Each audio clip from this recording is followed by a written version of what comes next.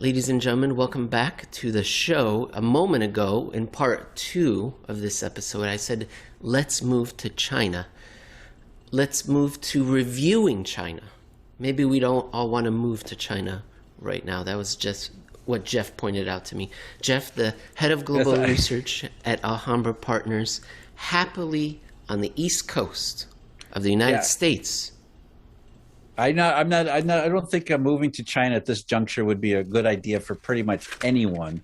A couple of years ago, perhaps, even though things are trending backward. But as I think we're going to see now, as we talked about with Alison Federica and throughout, the rate of change in economic growth goes down, rate of change in politics tends to go up, and that's never a good thing. So that's nowhere is that more evident than as we just talked about in part 2. The 19th Party Congress back in 2017, that was, hey, less growth coming, more authoritarianism. According to our YouTube and podcast ratings, nobody is listening to us from China. So people may be wondering, well, then why are you talking about China? It's certainly not for ratings. The reason why is because the system is synchronized. The global economy is synchronized nearly perfectly, but some countries are ahead, some are behind. It seems like China's leading, then the United States, then Europe. So China right now is heading in one direction, and presumably that means the United States and Europe will be following along soon enough, maybe before the end of the year. So how are we going to do this? We're going to look at their big 3 economic accounts first, and then we're going to look at the central bank balance sheet data and see if we can tie it all together, okay?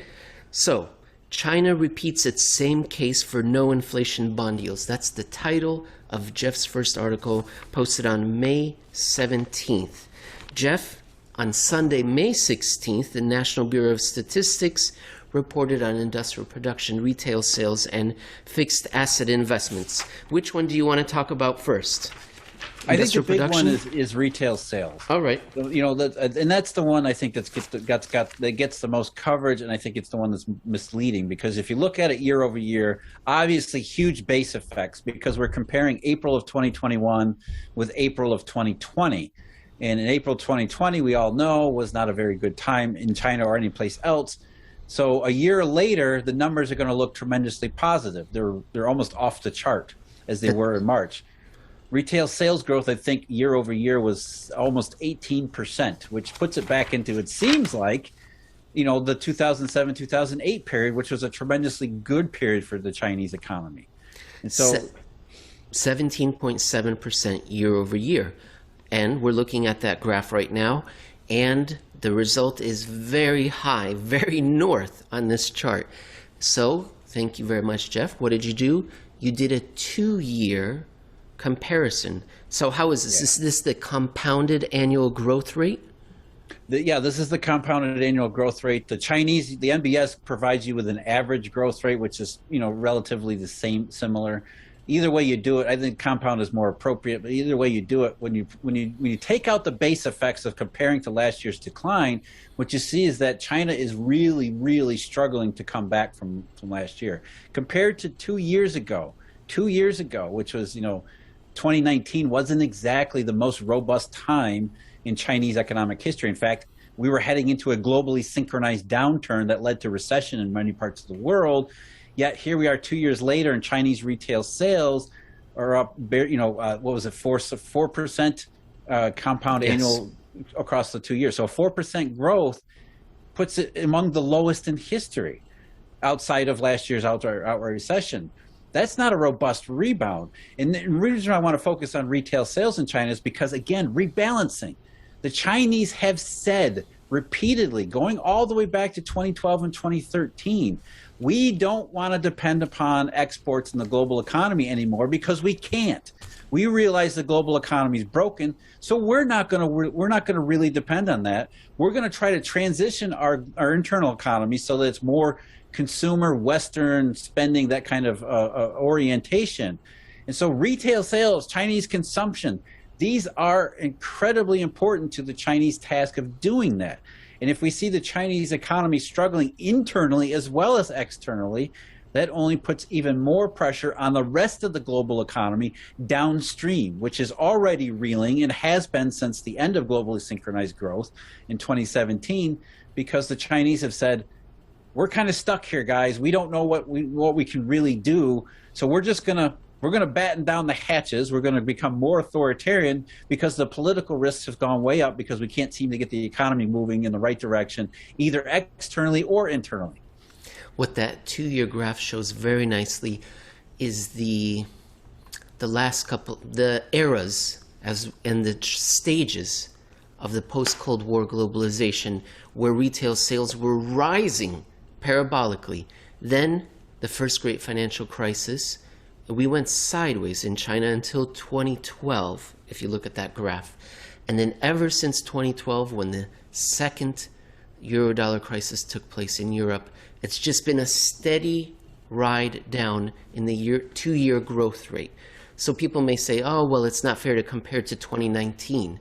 But if you take that wider perspective, you just see, since the second euro-dollar crisis, the Chinese retail sale numbers have just been on a steady, unstoppable, like nothing has changed for 9 years now. It's an irresistible euro-dollar drag. Yes, right? Thank you. Perfect. And and the funny thing, again, focusing on Chinese retail sales and what we just talked about in the second segment, which was Japanese banks' view of the dollar redistribution business that they're in and how that relates to China, it almost works perfectly, right? Because as you just pointed out, in the early crisis, in the early aftermath of the first global financial crisis, it looked like China was going to come out of it just as it went into it, that there was going to be no damage. And so you can understand why Japanese banks would say, aha, let's get in the dollar, but the Chinese need dollars to grow their internal economy, external, all this other stuff. And it looks like the Chinese are going to be impervious to what's going on in the rest of the world. And then 2012, 2013, it all started to really come off. And that's when Japanese banks said, all right, maybe we need to cut back a little bit here because it's not going the right way. And as you said, Emil, it's just slowing down perpetually. And that you can understand why that would drive at least Japanese banks, if not the rest of the Eurodollar system, into these various stages of change. You haven't written it recently, but you often do write, if you take a look at your long body of work, that 2011, that crisis, was the final nail in the coffin of the post-Cold War globalization, the post-World War II monetary order. That was it. Let's move on to Chinese fixed asset investment. We could do that really fast, industrial production as well. It's sort of the same story, right? 1 year, year over year, face melting. But on a 2-year basis, yeah, the more appropriate 2-year basis you see, it's completely different story. And again, what do we see here? The same as retail sales, the irresistible Eurodollar drag that goes back to it goes back further in the data, all the way to 2011 and 2012. And that was really when I think what really put the final nail in the coffin was the Chinese officials realized that this slowdown was permanent, and they changed how they reacted to it. Whereas in 2009 and 2010, the Chinese were the best neo-Keynesians on the planet. They did all sorts of textbook stimulus, government spending, monetary policies, currency growth, bank reserves, all of the kinds of things you associate with what's going on in the rest of the world nowadays. That's what the Chinese did in the immediate aftermath of 2008, 2009. But then after 2011, 2012, when they saw things start to slow down and realized it wasn't going to change, they've completely changed how they respond to this irresistible Eurodollar drag too, which, again, consistent with the consistent decline, is that we're not going to resist it. This is the way it is. We're going to try to adapt to that kind of environment as best as we possibly can. And that has meant in China, unfortunately for the Chinese, a more authoritarian regime. It's remarkable, the 2-year change, how it sort of erases that 2020 shock, and it just shows you that you're just right back on trend. And the trend is slowing growth. Now, I guess the only place where that trend is not slowing growth, is more just stabilized growth, is industrial production. And I always use that as a shorthand for manufacturing and the export sector, which China has done really well. They keep being able to send goods out into the world at or the growth hasn't slowed any further. So here you're showing a 2-year average, and it just seems like they're at that plateau that they hit in 2015. Yeah, but I think the concerning part about that is that Chinese have benefited from the industrial export related, the U.S. goods frenzy for number one, and number two, which may be transitory, and I think is actually going to be transitory. Number two, there's a lot of PPE and medical equipment involved in that in industrial production, and their export numbers as well. So it might be that even though industrial production has maintained itself, once we get past all of this transitory stuff related to last year, it may actually come down even further, and then it will look like retail sales and fixed asset investment. Yeah, I don't think it's sustainable long term, because this is economic activity and demand that the rest of the world doesn't want to be giving away to China. In a world where the economic pie is growing, okay, no problem, but it's not. Therefore, I would expect tariffs and trade wars and everything like that to return. So this is something that the Chinese leaders know. They can't count on this. It's nice to have right now, but I don't think it's long term. It's a second. They have reiterated, again, that's, we'll just talk about this now. I mean, they have said, we're not counting on this. That's what dual circulation is. That's what no sharp turns mean. These are euphemisms for the Chinese basically telling you, we believe, this is from a Communist Party perspective, the Chinese economy is at full potential. Given those charts we just showed you, where the 2-year changes are incredibly underwhelming, in fact, alarming and concerning, here we have Chinese authorities saying, this is it. We're at full employment. We're at full potential. We're at full whatever.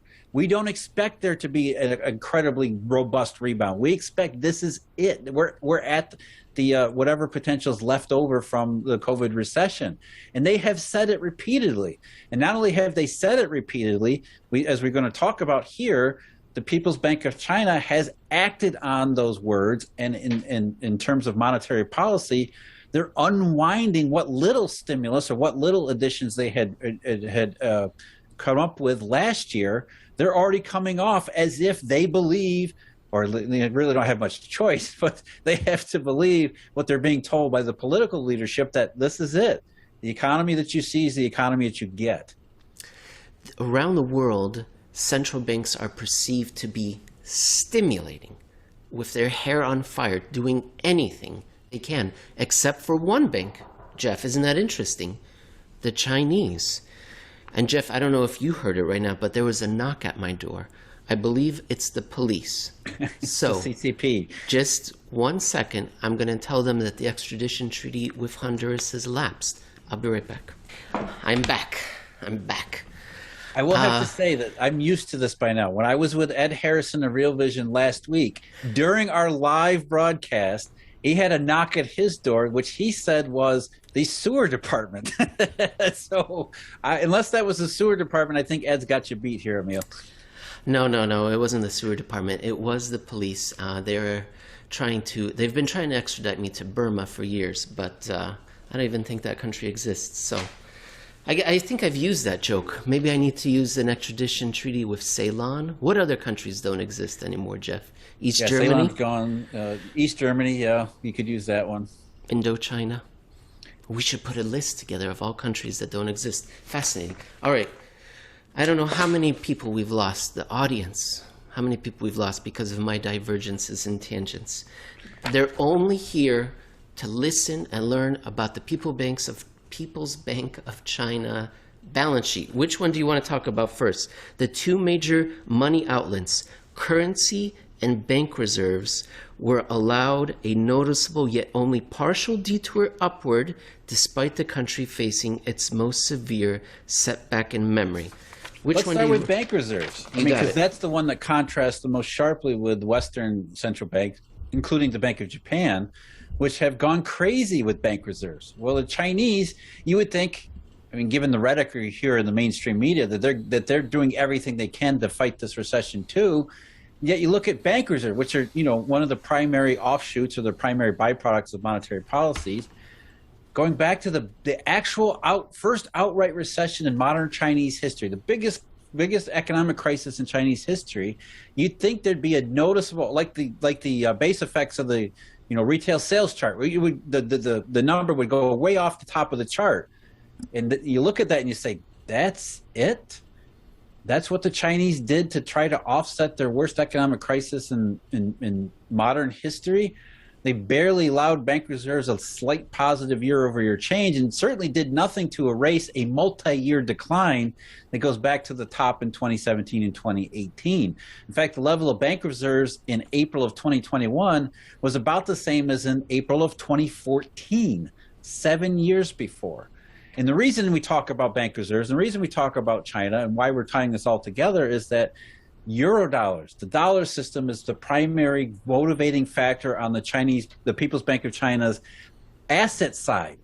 Dollars flow in, at least before 2013, 2014. That meant that the Chinese were actually undertaking something like quantitative easing, except that it was completely organic and natural. And that meant that with so many assets flowing onto the balance sheet asset side, there was all of this monetary money flowing off of the liability side in the form of bank reserves and currency. And ever since then, ever since that break that we keep talking about Eurodollar number 3, they've been dollar constrained, which has meant the People's Bank of China has been foreign exchange constrained on its asset side. Therefore, its liability side must likewise be constrained, unless the People's Bank of China decides they're just going to print RMB, which is something they've judged repeatedly to be the worst of the worst case. So they're avoiding doing that because they think this is the best way to try to manage what is essentially a chronic dollar shortage situation and a chronic slowdown in the economy.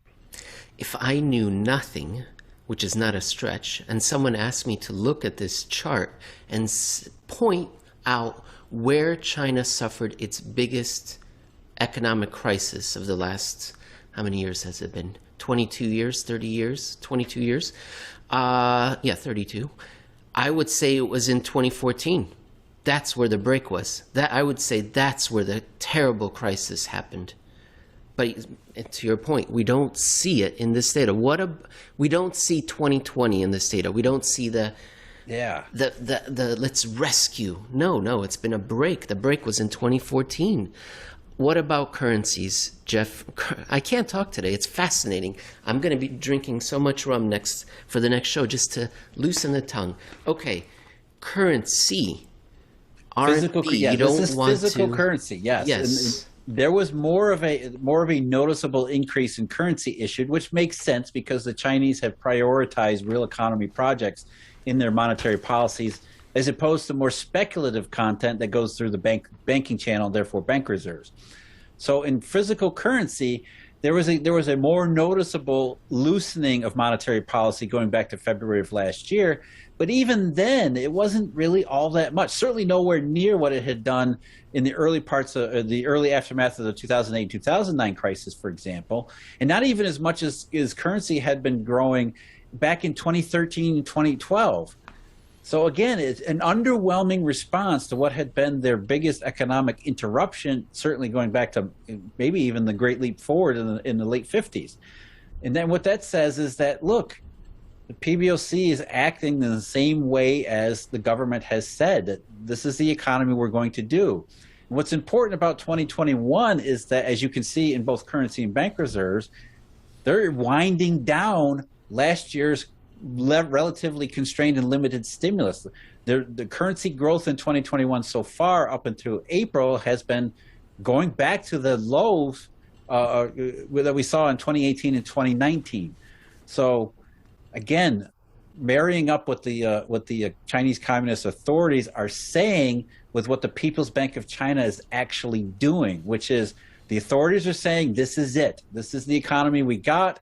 And here's the People's Bank of China saying, yep, we're comfortable with this low level of growth, declining level of growth, even though, as we see in retail sales, the rebalancing or dual circulation, whatever they want to call it, isn't really performing the way that they had hoped it would. Let's talk about the other side of the balance sheet, Jeff. Assets. And this is the graph that I really like. It's fascinating how you can see that the currency, the liabilities were supported by foreign exchange until 2014. And I guess they are still, in a sense, but it's much more now being supported by all other assets, which I'm guessing are nor internal national assets that may not be to the quality of the U.S. dollar, Swiss franc, Japanese yen, euro? No, those are RMB forms of liquidity. So those are like Chinese big banks borrowing from special, like the SLF, for example, or the MLF, these medium term lending facilities. So these are RMB quote unquote printing programs where it creates deposit liabilities for banks, which becomes an asset for the central bank. So it's essentially the Chinese saying, we're not getting the foreign assets anymore. This is after 2013 actually. We're not getting the foreign assets anymore. How do we not have the People's Bank of China's balance sheet just completely collapse? And the only way to do that is to essentially print RMB, allow banks to borrow from the central bank in the form of either bank reserves or even physical currency. And that's what they've done. But you can see they've been very careful about doing it. They want to overdo it because they believe the worst monetary disease for the Chinese perspective is to have their currency completely collapse, the exchange value collapse, as it had been doing initially 2014, 2015, and so on. So they're very careful about RMB because they don't want to mess with the currency exchange rate, and therefore they're willing to tolerate this constraint in the monetary system simply because they're trying to prioritize what is their least worst option. Yeah, I always looked at it that the people of China would not be as comfortable knowing that more and more of national internal yuan assets are backing their currency, as opposed to before knowing that it was backed by all this foreign exchange. That's just how I always thought of it, and that's what I felt. It's probably both, right? I mean, it's foreigners think the same way, and really what we're saying is that what I always write is when you look at the People's Bank of China's asset side of its balance sheet, what is it actually telling you? It's telling you how the world system is actually performing. When that side was going up, as it did up until 2013, let's say, okay, things seem to be moving. There's dollars flowing around the world. There's economic growth. There's all these kinds of things. And then all of a sudden, bam, it just kind of shuts down and it never comes back. And that's really, when we get to 2017, why that was so underwhelming and why you had to laugh at globally synchronized growth, because you could look right on the People's Bank of China's balance sheet and say, oh my God, this is not happening. It's not happening in any real sense, and it's only going to be temporary or transitory. And that's our message for today going forward, moving forward into 2021, same thing. We're looking at the People's Bank of China's balance sheet, looking for at least reflation, if not something better, and seeing nothing of the sort and wondering what the hell's going on here. And the Chinese are saying, the Communist Party officials are saying, this is as good as it gets. The People's Bank of China on its liability side are saying, this is as good as it gets. And on the asset side, we're seeing there's no inflation, there's no reflationary money here. In fact, quite the opposite. And so then we put that back with our tick data and all these other various indications. We wonder just how long this sugar high, this inflationary hysteria is going to be able to last. We have all of these indications suggesting there's a lot less going right than maybe we think. Beautiful summary, Jeff. Thank you very much. I don't think there's anything left. Wave your hands wildly if there is. No. Okay. No, I think that's really the point here, is that we look at China not because we want to move there, because we certainly don't, but it tells us a good deal about outside the United States. What is going on? As we talked about with Alison Verdurka, China's one place you want to look toward, because it can be a very good proxy, not just about economic conditions, but also monetary conditions. As counterintuitive as that may sound, the communists tend to have more of a handle on the US dollar situation than anybody else does. Because they can't afford not to. Exactly. Wonderful, Jeff. I'll talk to you again soon. Okay, Emil, take care.